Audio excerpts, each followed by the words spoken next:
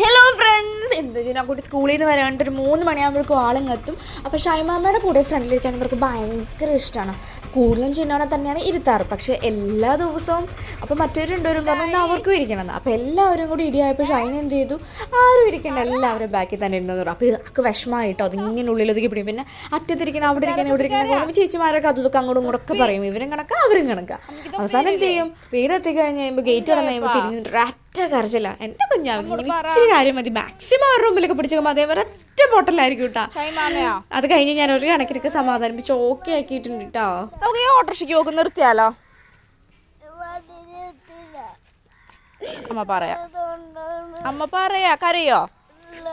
അമ്മ പറയാട്ടാ. ഏത് ചേച്ചിയാ? അമ്മ ചോദിക്കാം ട്ടാ.